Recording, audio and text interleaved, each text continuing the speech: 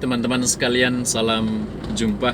Kami dalam perjalanan dari Ende menuju Ruteng untuk menghadiri undangan dari Kementerian Kesehatan terkait pertemuan di Universitas Katolik Indonesia Santo Paulus Ruteng, pertemuan koordinasi lintas sektor terkait penanganan terhadap orang dengan gangguan jiwa. Sekarang sudah sedikit lagi memasuki wilayah Aimere, Roy, ya? Aimere, ya. Aimere, ya. Masih ada satu hal yang tersisa dari kasus kemarin itu ya, kasus pemasungan. Apa yang tersisa? Kurang lebih satulah, ya. Kita lihat dalam video yang saya sudah unggah, ada samar-samar sebenarnya. Kita sengaja kasih samar-samar video proses pemasungan.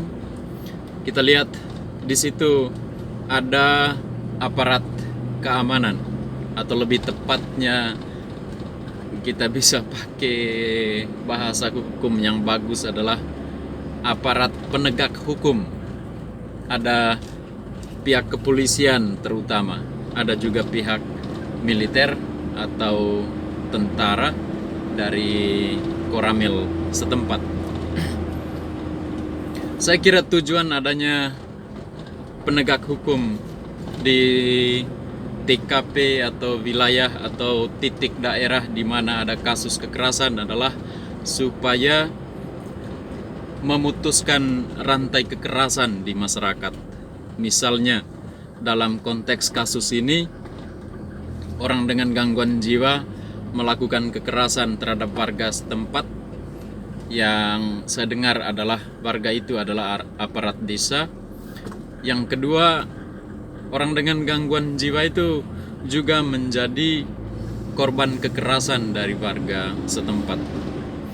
Dua kekerasan ini sebelum ada aparat penegak hukum atau pihak keamanan, ya kalau memang tidak bisa dikendalikan ya begitulah dia sudah terjadi. Tetapi ketika sudah ada aparat penegak hukum, rantai kekerasan itu mestinya tidak boleh terjadi. Kekerasan apa di sini yang terjadi di hadapan mata aparat penegak hukum, yakni pemasungan. Orang belum melihat, atau aparat penegak hukum belum melihat bahwa pemasungan itu sebuah tindakan kriminal atau kejahatan. Sehingga yang kita lihat, mereka justru menonton bagaimana aparat penegak hukum menonton kejahatan terjadi. Ini kan mau tidak masuk di akal juga, tetapi kan terjadi. Jadi tetap masuk di akal. Ya, tapi saya tidak tahu akal seperti apa ini. Yang pasti ini kejahatan sosial yang terus terjadi dan dibiarkan, dan belum disadari bahwa kekerasan ini mesti diputus rantainya. Pemasungan ini mesti diputus rantainya. Boleh jadi rantainya masih terlalu kuat sampai-sampai aparat penegak hukum bukan cuma tidak berusaha untuk memutuskan, tetapi membiarkannya untuk terus tersambung. Ya, kita memang terus berjuang semampu kita sebagai relawan sosial yang menaruh sedikitlah kepekaan terhadap masalah orang dengan gangguan jiwa, termasuk masalah pemasungan. Yang kedua, itu yang pertama tadi ya.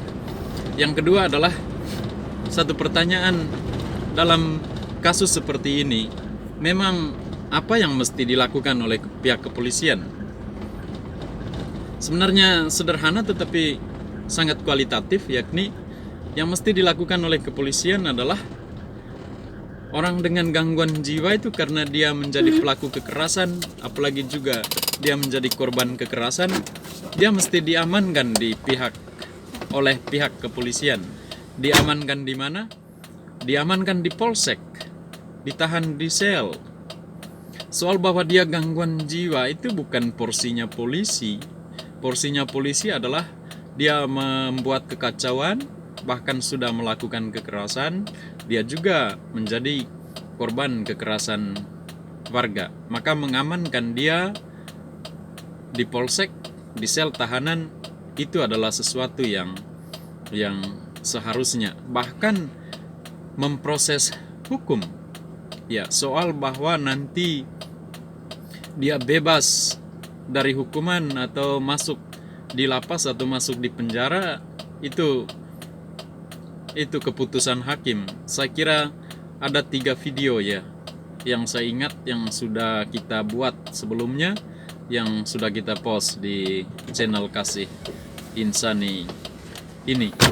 Dan ketika orang dengan gangguan jiwanya diamankan di sel tahanan di polsek, hal kedua yang mesti dilakukan oleh pihak kepolisian adalah menghubungi profesional kesehatan di fasilitas kesehatan terdekat, yakni puskesmas, agar misalnya pasien pelaku kekerasan ini adalah penderita gangguan jiwa, misalnya dia segera mendapat layanan medis atau terapi medis atau farmakoterapi istilahnya dalam dunia psikiatri, atau mendekati fasilitas di atasnya, di atas puskesmas, yakni rumah sakit.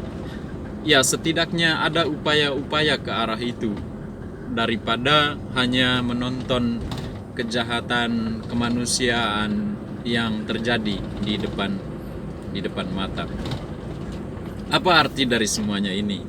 Arti dari semuanya ini adalah pembangunan kesehatan jiwa di wilayah kita di Provinsi Nusa Tenggara Timur umumnya memang belum memadai. Masih ada proses-proses ke depan yang mesti dibangun, dipikirkan oleh kami relawan, tetapi terutama oleh pemangku kepentingan, yakni negara, baik dinas sosial, dinas kesehatan, dengan pelbagai sektornya.